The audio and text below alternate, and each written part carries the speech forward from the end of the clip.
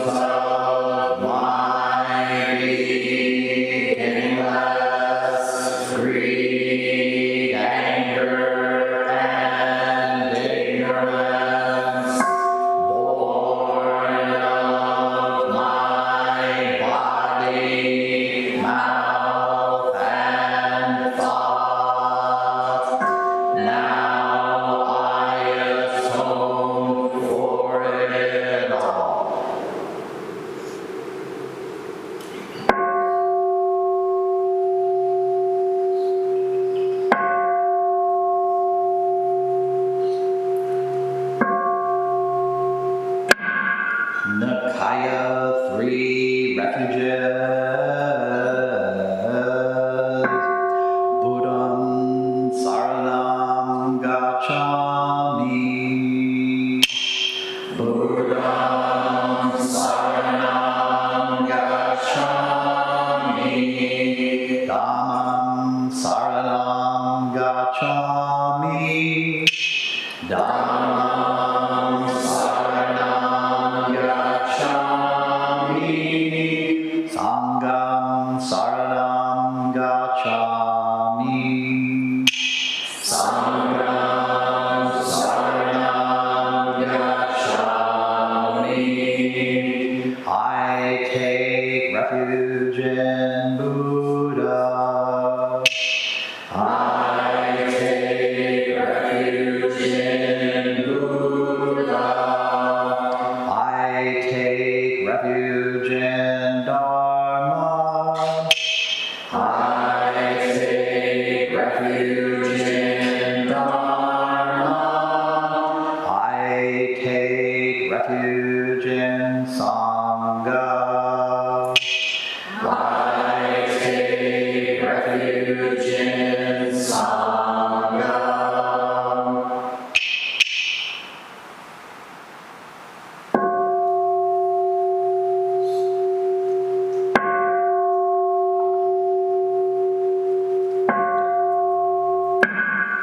The 5 remembrances. I am of the nature to grow old. There is no way to escape growing old. I am of the nature to have ill health. There is no way to escape having ill health. I am of the nature to die. There is no way to escape death. All that is dear to me and everyone I love are of the nature of change. There is no way to escape being separated from them. My deeds are my closest companions. I am the beneficiary of my deeds. My deeds are the ground on which I stand. I am the nature to grow old. There is no way to escape growing old. I am the nature to have ill health. There is no way to escape having ill health. I am the nature to die. There is no way to escape death. All that is dear to me and everyone I love are of the nature of change. There is no way to escape being separated from them.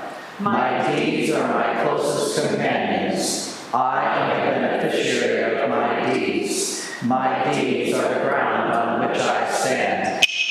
I am the nature to grow old. There is no way to escape growing old. I am the nature to have ill health. There is no way to escape having ill health. I am the nature to die. There is no way to escape death. All that is dear to me and everyone I love are of the nature of change. There is no way to escape being separated from them. My deeds are my closest companions. I am the beneficiary of my deeds. My deeds are the ground on which I stand. This precious human life, rarely encountered, is easily lost. Now that I have life and opportunity, may I practice the Dharma wholeheartedly.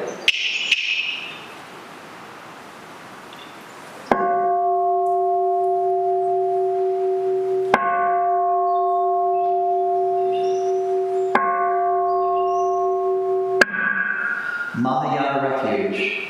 In my heart, I take refuge in Buddha, Dharma, and Sangha. May I liberate suffering beings and bring them to great joy. May the compassionate spirit of love grow within me, that I may actualize the great way.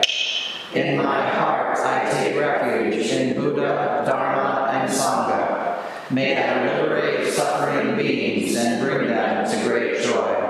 May the compassionate spirit of love grow within me, that I may actualize the great way. In my heart, I take refuge in Buddha, Dharma, and Sangha. May I liberate suffering beings and bring them to great joy. May the compassionate spirit of love grow within me, that I may actualize the great way. Invocation of the lineage. I give thanks for the guidance of my teachers. For the lineage of teachers before them, I give thanks and offerings for their devoted practice of generosity, moral discipline, patience, joyful effort, concentration, wisdom, skillful means, unshakable vow, spiritual powers, and awakened awareness for my benefit.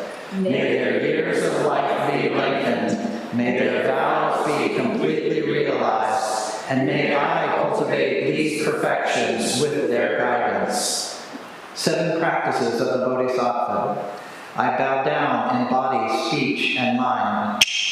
I offer the best I have to give, both real and imagined, to fill the space between us. I regret and purify all transgressions. I rejoice in all virtues. I request you to remain until total enlightenment. I request wise and compassionate guidance. I dedicate my merit for the sake of all beings. Generating love and compassion. May all sentient beings be free from clinging and hatred.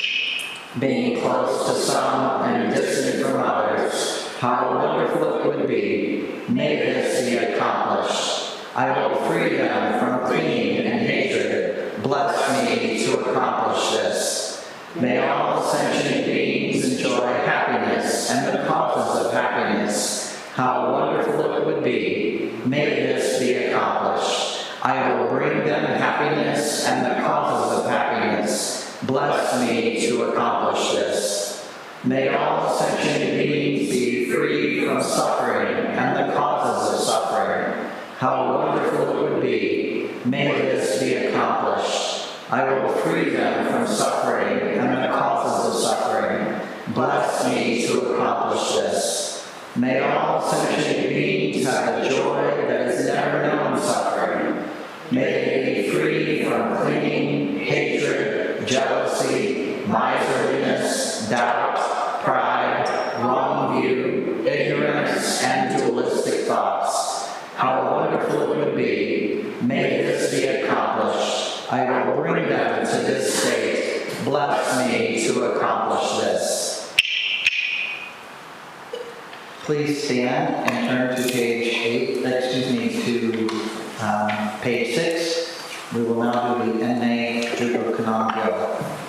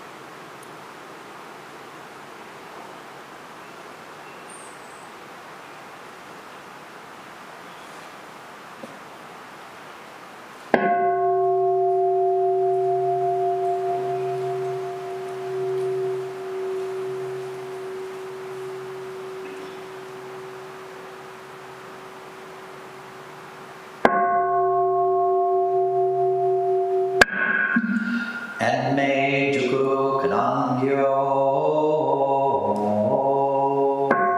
Kanzeya Namu Butsuyo Butsu Enyo Butsu En Popo So Enjo Rakugacho Chonen Kanzeya Onen Kanzeya Nen Nen Jushin Ki Nen Nen Furishin Kanzeya Namu Butsuyo Butsu Enyo Butsu En Popo So Enjo Rakugacho Chonen Kanzeya Onen Kanzeya Nen Nen Jushin Ki Nen Nen Furishin Kanzeya Namu Butsuyo Butsu Enyo Butsu En Popo So Enjo Rakugacho Chonen Kanzeya Onen Kanzeya Nen Nen Jushin Ki Nen Nen Furishin Absorbing world sounds awakens the Buddha right here. This Buddha, the source of compassion. This Buddha receives only compassion. Buddha, Dharma, Sangha, just compassion. Thus the pure heart always rejoices in the light recall.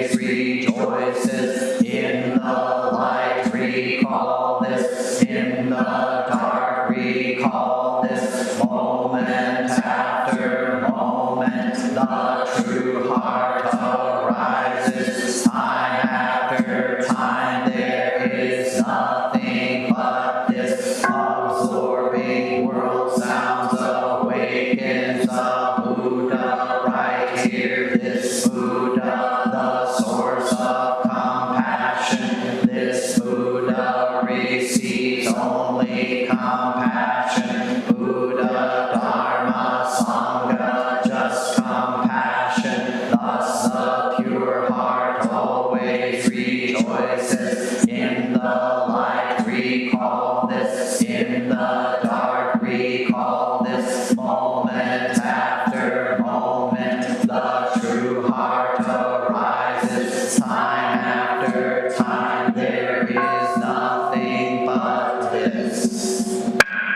Infinite realms of light and dark convey the Buddha mind. All that is, and we ourselves come forth in perfect harmony. We offer this sincere and devoted practice for the many beings of the six worlds, and dedicated in grateful thanks to the strength and practice of the great Heartland Sangha and its teachers. May our virtuous actions be cleared from all interferences, and may our vows be fully realized. We especially dedicate these merits to Emily, Wayne, Sarah. May they have healing and ease. Shauna, Aunt Angie, Vicky, John, at the time of their passing. And to those whose names we hold in the silence of our hearts, as well as those whose names we voice aloud.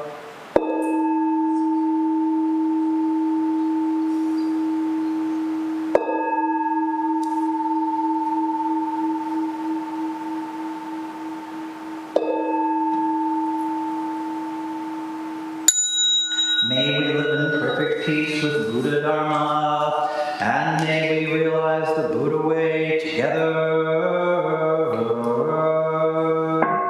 All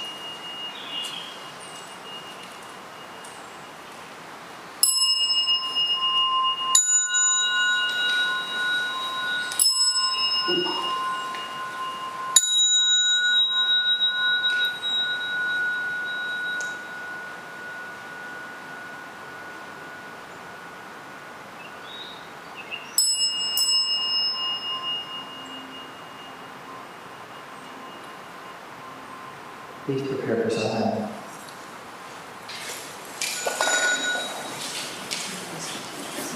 And kids and Dharma school teachers,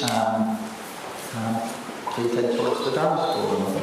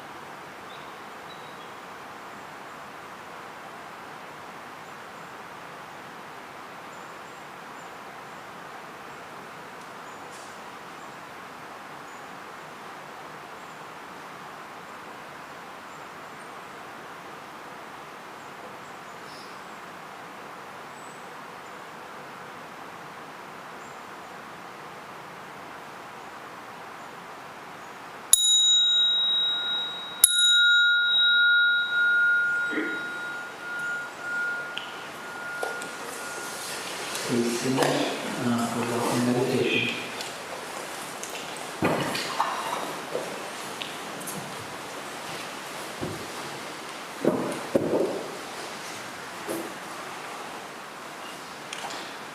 At the sound of the clappers, the first and third rows will turn to the right. The second and fourth rows will turn to their left.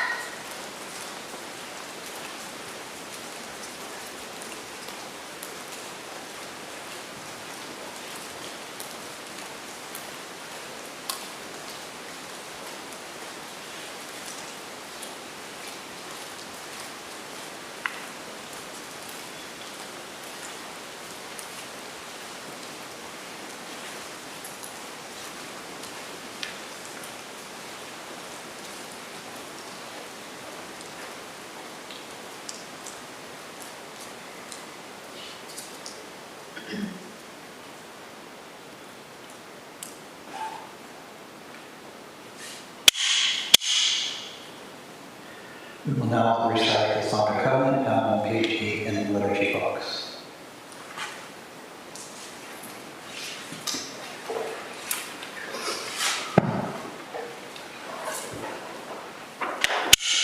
We, the Daishin Kokuji Sangha, with respect for the worth and dignity of each person, with wonder at the wisdom and compassion we seek to cultivate by practice, and with deep gratitude for the teachers of this lineage and our connection to one another, covenant to support each other by upholding the precepts of doing no harm, practicing good, and actualizing good for others.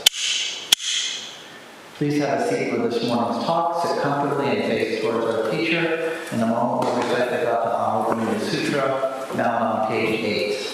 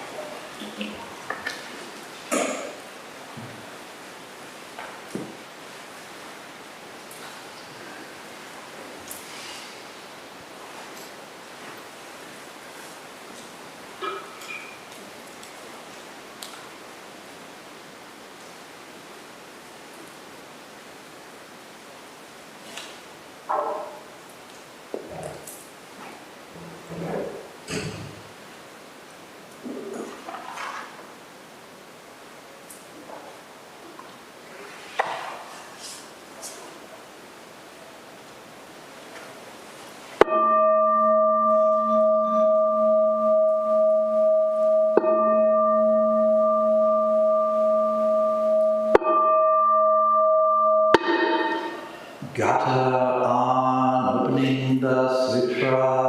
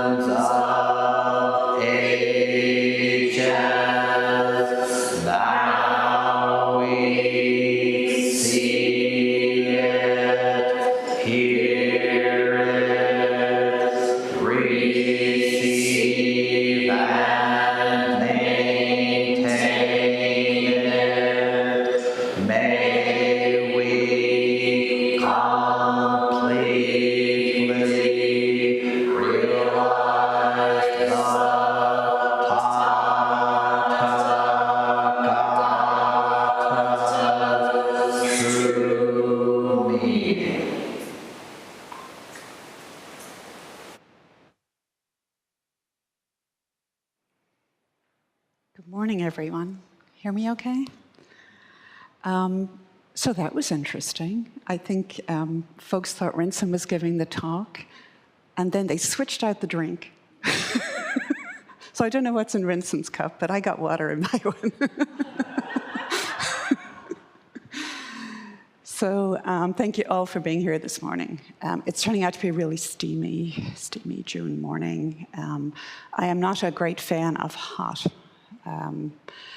but I am a fan of one thing that happens during summer, and that is Sangha Arts Night, which Reverend Kaishan started many years ago and fostered throughout the years. And I think we had for the first time in the temple here last year, where we actually had space to also bring in visual arts in many media, painting, fabric, carving.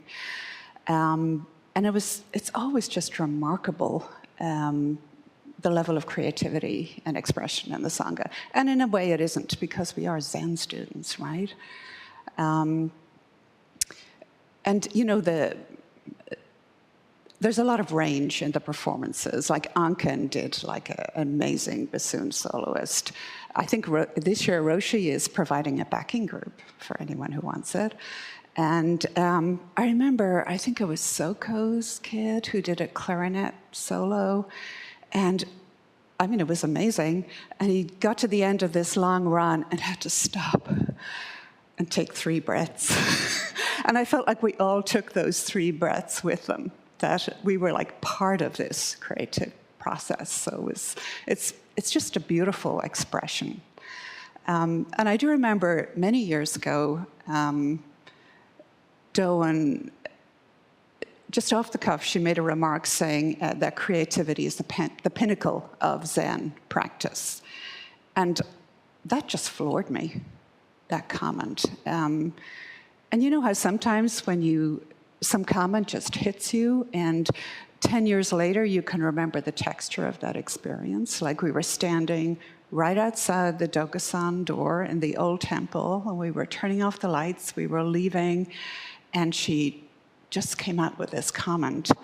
And I had come from a tradition where creativity was not ever talked about. Expression was not encouraged. Direct experience wasn't even encouraged. So down to that level of not engaging. And I really, you know, I think my Zen practice has been working on what she said that night ever since. How do I actually engage my life? And of course, our teachers trained with Daidaro Roshi Laurie, who says, Zen is the immediate suchness and spontaneity of life, a creativity that is art itself. Zen is the immediate suchness and spontaneity of life, a creativity that is art itself. And he worked very directly in training with his students, in dissolving the barriers, the perceived barriers between art and spiritual practice. And of course, then Buddhism is steeped in the arts, right? Calligraphy, poetry, tea ceremony, flower arranging. And these are all at their best an expression of our boundless nature, of our boundless creativity. And of course, at their worst, they're like any form. It's just simply rote. We're just simply repeating a tradition. So it really depends on us whether something is creative or not. It can look the same way, regardless how, but the real heart of it is how we actually engage it ourselves.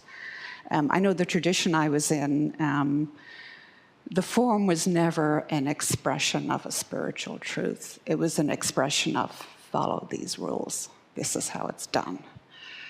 And in Zen practice, we awaken our creativity right from the get-go when we do beginning instruction, right? We engage the still point. We rest our awareness on the breath, on this moment, and this moment, and this moment, full contact, full engagement.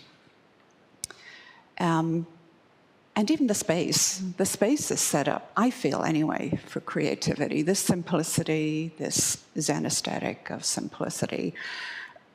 Honestly, you can practice in any circumstances. People have practiced in the most appalling circumstances imaginable. But we can also foster an environment that helps us to practice. And there's something about standing at the doorway here to the Zendo and seeing the lines of cushions and seeing the people filling in. There's something about the configuration of the space that really speaks to spaciousness. And in our everyday life, we foster spontaneity. We attempt to navigate life without preconceptions. And we attempt to actually see through the pitfalls of perception, where we see the world through colored glasses. We say in the high ceremonies when we do the wisdom water blessing, everything is fresh and new. And this is how we engage each moment in Zen. We see the dangers of conceptualization. We're always being told about the dangers of language. Of course, we're being told about the dangers of language through language. So it's a lot of fun all the time. And we encounter the mystery. We become very comfortable with the unknown, which a lot of traditions are not at all comfortable with. At least not in terms of what they present to the practitioners. And then the koan. The koan is inherently creative. Those encounters from way back in Zen history, usually between an enlightened master and a student or two masters, that are just snippets of reality. And our invitation is to step back into that circumstance, into that reality, and engage it for ourselves. We're not encountering a historical story. We're actually engaging this circumstance. And you can go into the Dokusan room with a conceptually worked out, perfect response, and you will get wrung out, right? We all know that. I certainly know that from experience. Or you can engage that koan from the one point, from where you engage Zazen, and see what arises creatively. In fact, the whole Dokusan room is like set up. It's a total setup of engaging that unknowing, that liminal space, where there's a lot of form surrounding Dokusan. You enter the room in a certain way. You leave the room in a certain way. There's certain words that are prescribed. And you would think that just sounds so constrictive, and it's actually completely the opposite. It is setting up this ritual, sacred space where now you totally meet the mind of your teacher at its best. And, fail miserably, but failure is part of the process. It's an integral part of the process. So I saw something on YouTube recently. It was a presentation by Herbie Hancock, and I know nothing about jazz, apart from what a decade around Rinsen has afforded me, but really I know nothing about jazz. But Herbie Hancock did this talk on creativity and Buddhism, and he tells the story of way back early in his career when he was touring with his band, and they had been out all night the night before, and they had 2 hours sleep before the next gig, and he knew it was just going to bomb. They had no energy, and so he opened the set uncharacteristically with a solo by the bass player, and the bass player just blew the room away. He said he was fingering notes that it was like physically impossible to finger, and everybody was mesmerized by this. People were crying. The band was energized. It was this energized liminal space.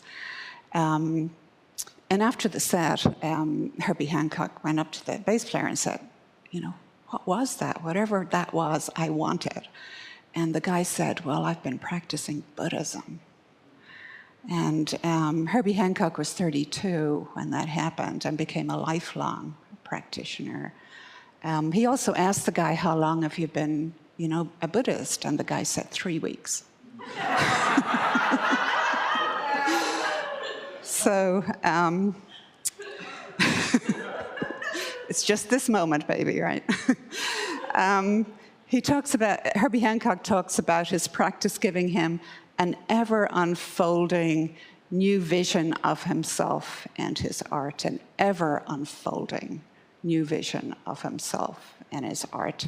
It's the poet E. Cummins said something similar. Actually, all artists express this, that the job of the artist is to unlearn what you have learned so that you can actually get to know who you are. And that's something we're very familiar with in Zen, right? So Buddhism teaches that creativity is integral. It's integral to our being. And it's integral to our being, not to our doing. This is a state of being. And this natural state of flow births all of our experience of body and mind. It's never separate. It's never something separate. And of course, this natural flow comes from actually being open to this moment. You actually have to directly experience it without picking or choosing. So without clinging, I want things to be this way and I want them to stay this way, or rejecting, I don't want this experience. Either way, you're fixating your experience. You're actually putting up barriers to the creative process. And when you tap into the flow, when you actually tap into your experience, it infuses your entire life. I was going to say not just your Zen practice, but of course your Zen practice isn't separate from your life, right? So the question for us then is, what if I engage my life from this natural state? What if I engage every moment of my life from this natural flow? What would my life be like then? And what if rather than engaging with the focus on results, outcomes of making great art, or of productivity, what if I just engage my life from this expression of openness without worrying about, oh, the painting isn't quite good enough, the talk falls flat, this conversation isn't going the way I want it to be. What if we'll just let go of that and just fully engaged, full contact in our life? And what would it be like not to be afraid of making mistakes, of the 1,000 mistakes, the 10,000 mistakes, but of actually seeing those as an integral part of the process, not resisting them simply. This too is it. Nothing is outside of it. So basically, what if I were fully alive to my life? What would that be like? In football, in American football, the person who kicks the ball over the goalpost? So they're taught very deliberately not to focus on the goal, to focus on making solid contact with the ball. Of course, that's what we do in Zazen, right? We're not focusing on enlightenment. That is doomed to failure. We're focusing on being the breath, making solid contact with the breath, actually being the breath. And in any bodhisattvic action, we don't get caught up on outcome, right? We don't get caught up on fear, hope, outcome. We simply, as we always say ad nauseum, when you wash the dishes, just wash the dishes. When you hug your kid, just hug your kid. When you have that difficult conversation, just have that conversation. Going back to Daido Lori Roshi, he says, Zen is not an activity that takes place in the world. Zen is the activity of the world itself. And of course, that's inherently creative. So how do we engage our life for making contact with the ball rather than worrying about the goal? Because really our educational system has trained us to focus on the goal, right? And of course the first step in practice is always the same. You've got to get to know yourself. You got to go through the difficult, often painful process of getting to know yourself intimately, and you cannot bypass this step. So we work on our inner obstacles, however they happen to arise within our particular karma. And it is hard work. There's a reason why Zen will never fill megachurches. Although we did fill a warehouse, so maybe I'm not quite right here. But we engage the practice of Zazen, of engaging the precepts, engaging vow, body practice, therapy, whatever it takes. And it doesn't have to look any one way. We have certain practice forms, but we all engage pretty creatively on this business of getting to know ourselves. And of course, we always point out that external circumstances are never a problem. It's how we relate to the circumstances where we actually find barriers. So we get to know the afflictions of mind, right? The three poisons: greed, anger, ignorance, and all the afflictions, the kleshas of mind that arise from those three. And really, the more you practice, the more you realize, yeah, all of these things actually do come from those three afflictions, from attachment, aversion, don't care.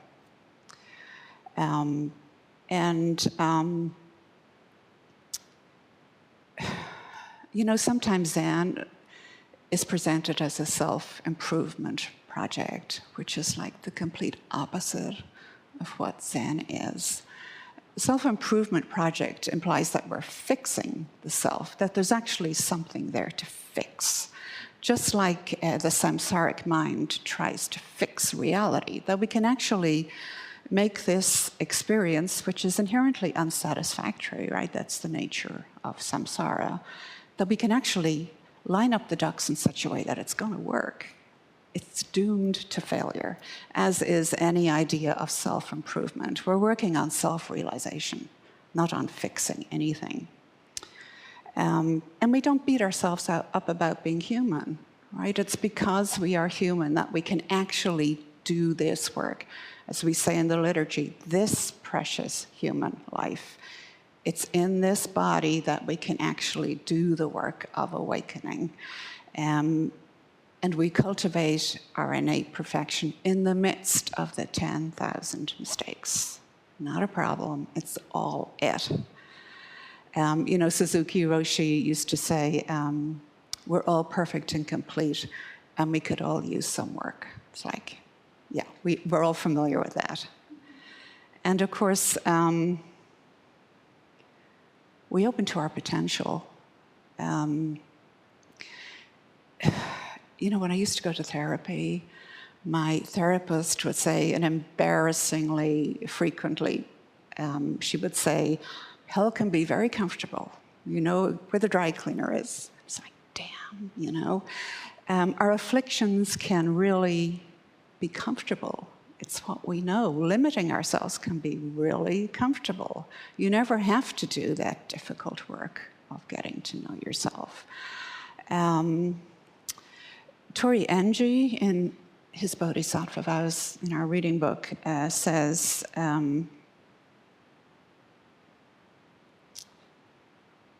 finding ways to free us from our own attachments, the very ones that have made us suffer again and again and again. Why do we stay there? Why do we stay there? Because it's really a lot easier, is it not, than actually doing the hard work of practice.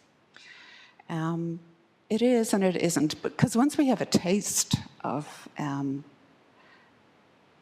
not being in that suffering, it's very hard to go back once you've actually tactilely tasted. Pema Chodron talks about gaps. She talks about her Kensho experience, like where she had practiced for a long time. And finally, during a period of meditation, there was a gap.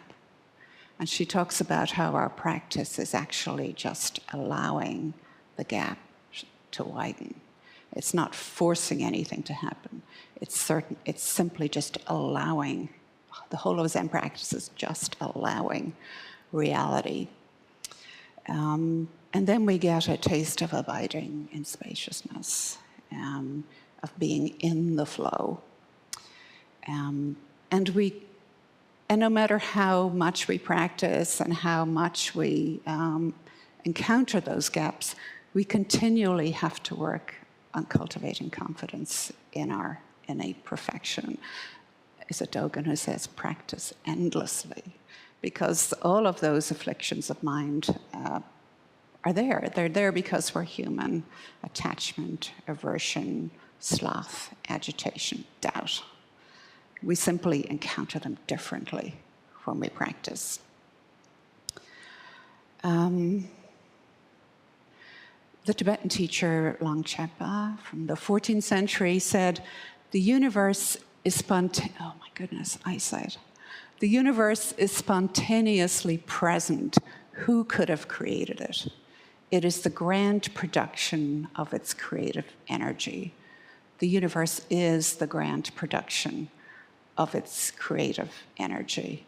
Nothing is outside of this creative process. And creativity doesn't belong to the artist. It doesn't belong to us. It is us. We are the expression of creativity.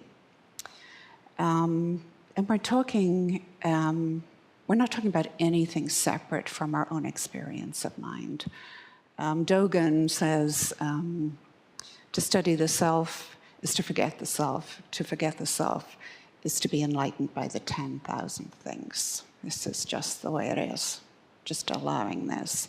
And awareness is always present. We may be dull, we may be agitated, we may be drowning in ego, or we may be, floating in vast spaciousness. It doesn't matter. Awareness is always present, regardless of what our mind state is. But if we don't trust the process, if we don't trust our natural creativity, which is all phenomena, the whole thing, Mother Bird out here in the robin's nest was expressing it way better than I ever could in words during Zazen today. If we look for enlightenment outside of this, outside of ourselves, we will be lost in duality, in separation, in stuckness, in suffering. And something, we talk about joy in Zen, but I always feel it's the short chapter in the book. Have you noticed that? But joy is really, at least in my experience, joy always accompanies creativity. That there's always that feeling of joy when you're in that flow, that feeling of being at home. We can believe that we just don't have the ability to create anything good artistically, or we can use art to reify our ego. It doesn't matter. Either way, we're coming from a place of ego, when actually we are the creativity of the universe. And it's not always easy to feel free, right? We sit in Zazen, and whatever comes up, comes up. And you're not fighting it. You're not favoring one thing over the other. And if we do trust in our basic nature, it is communicated in our expression, is it not? It's the reason why certain pieces of art have spoken to people over centuries, because there's something true in that expression. And something Roshi says, like there's nothing more amazing or amazingly creative than anything else. The beautiful stream and the beer can floating in the stream, both expressions of the cosmos.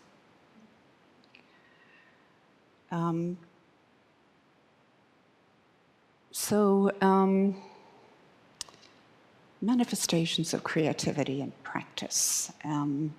The Zen teacher, Taigen Dan Leighton, wrote that Zazen is performance art. In a way, it is. It's a goalless practice, right? And when we sit, we're manifesting our Buddha nature. That's simply what we're doing, just manifesting our Buddha nature, becoming one with it.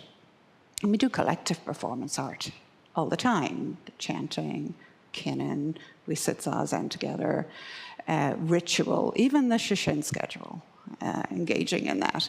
And this practice is always a work in progress. We've never got it, you know, because there is nothing there to get. It's a process.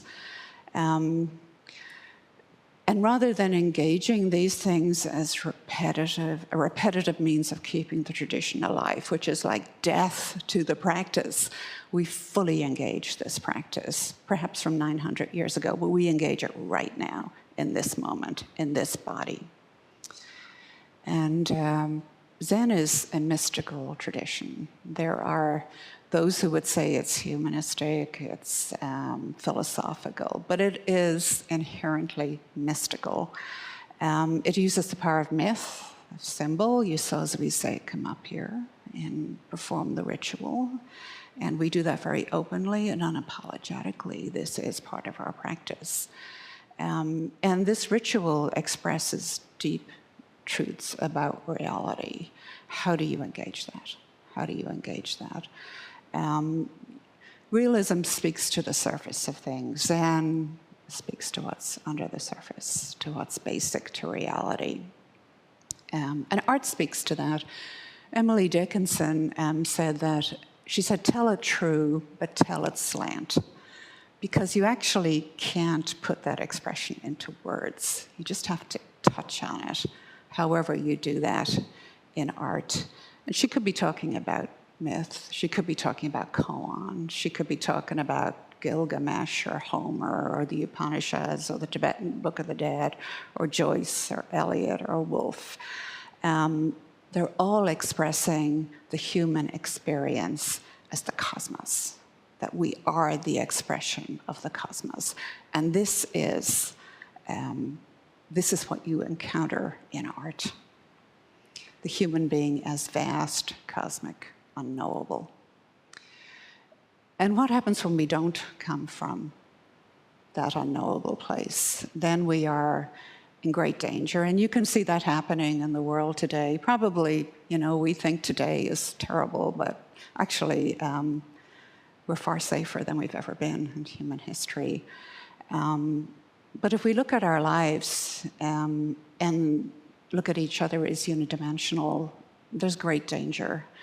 It becomes easy to dehumanize.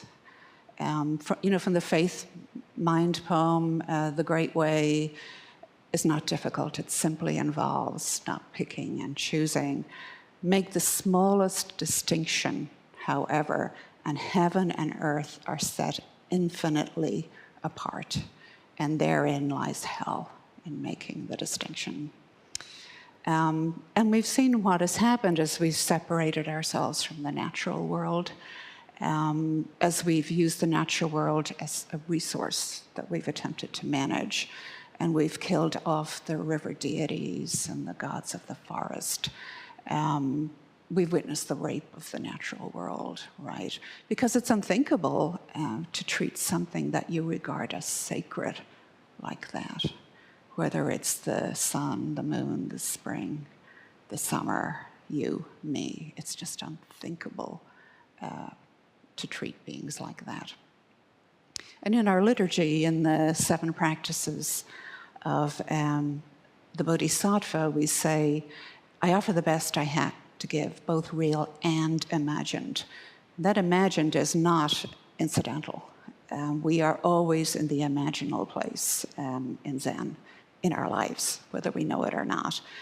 And we offer everything without limit. We actually don't put limits on our practice because it is boundless and limitless. It's magical, it's inherently creative. What we do is we create sacred space and we invite people in. That is an integral part of the process. We invite people in.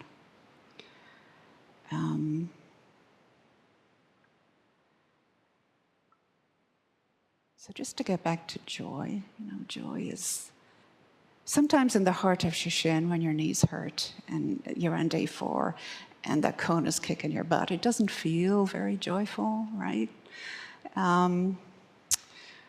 But full engagement is, like by its definition, joyful. And that shows up in many ways, immersed in art, immersed in relationship, immersed in the natural world, where there is just this flow of experience.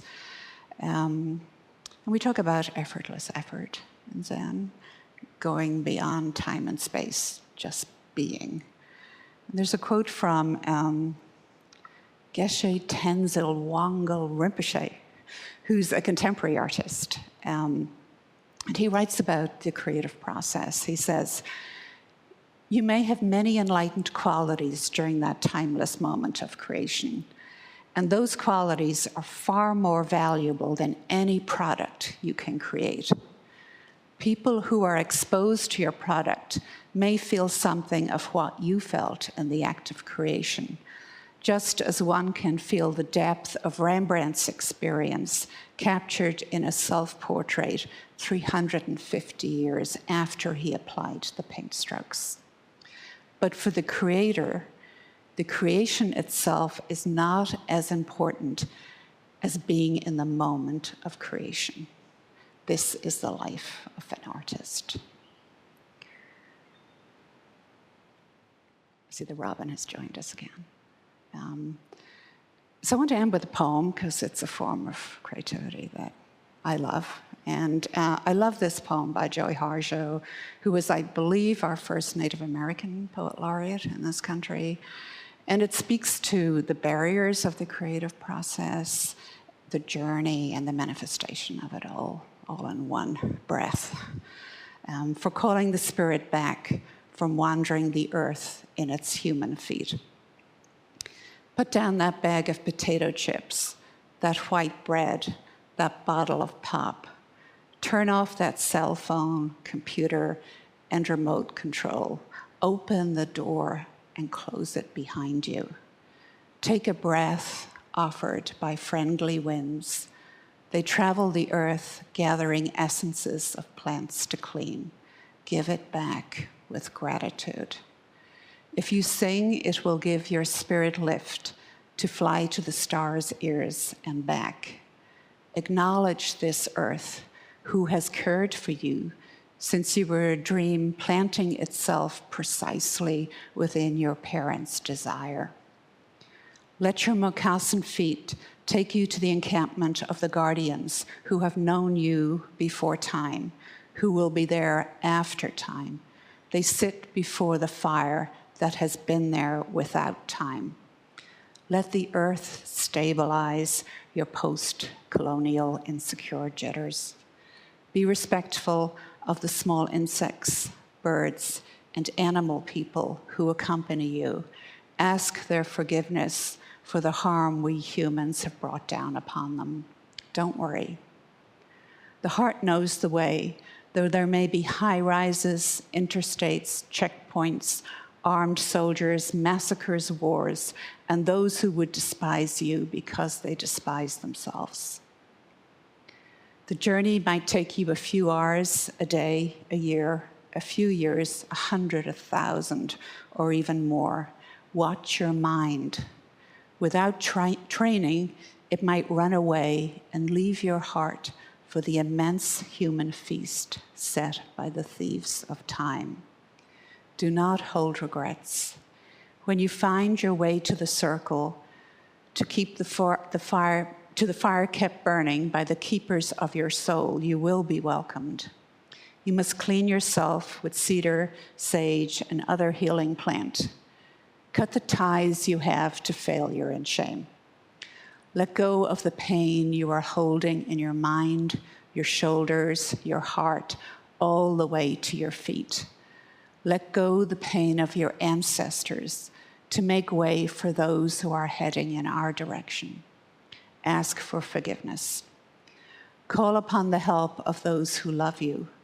These helpers may take many forms: animal, element, bird, angel, saint, stone, or ancestor. Call your spirit back.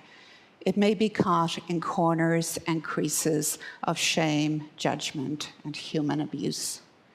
You must call in a way that your spirit will want to return. Speak to it as you would to a beloved child. Welcome your spirit back from its wandering. It may return in pieces, in tatters, gather them together. They will be happy to be found after being lost for so long. Your spirit will need to sleep a while after it is bathed and given clean clothes. Now you can have a party. Invite everyone you know who loves and supports you. Keep room for those who have no place else to go. Make a giveaway, and remember, keep the speeches short. Then you must do this. Help the next person find their way through the dark. Maybe so.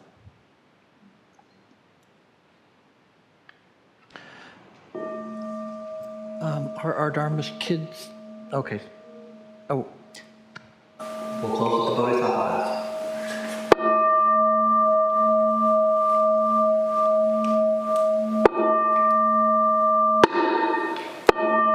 Beings are numberless. I vow to free them. Delusions are inexhaustible. I vow to end them. Dharma gates are boundless. I vow to enter them. The Buddha way is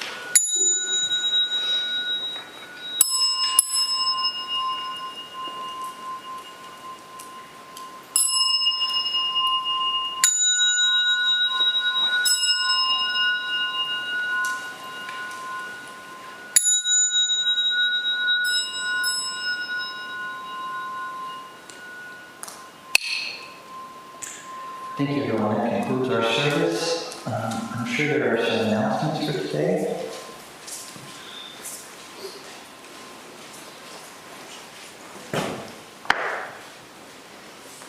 Thank you for being here and practicing together, everyone. There are many, many opportunities to do what Reverend Shokai is talking about today in community coming up this summer, and many of them have a soft deadline, July 4th, for registering. So if you want to do a teachings retreat, summer intensive, please sign up if you're planning to come.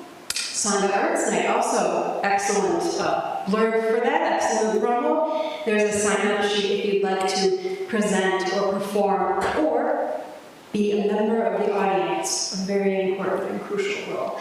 All the dates for all of these things and more are on our calendar of events out by the front door. Take one with you, pencil it on your calendar, and for things that you need to sign up for, sign up. Thank you. Good morning. My name is Chujin. I would like to cordially welcome you all and invite you to attend the second annual Chillin' with Chujin at my house. The information is going to be on our website. I think there's some information. It's a potluck. The only reason why I have a kitchen is because it came with the house. So please bring lots of food. I'll have drinks and goodies, stuff like that. Bring a lawn chair. We're going to end the evening with the Belmont Country Club as their fireworks display. So it'll start at 7 o'clock and we'll end with the fireworks display around, I think it's about 10:30 or until 11. Hope to see you guys there. Hi, my name is Dylan. I just wanted to give you a quick reminder that next weekend is potluck, so we encourage you to bring any and all of your favorite homemade dishes. If you have any questions about what you can bring, where to bring it, when to bring it, just see me around the temple or message me on Facebook. I will be putting out a reminder on the group later this week. Thank you. Thank you, everyone. Alicia, what was that?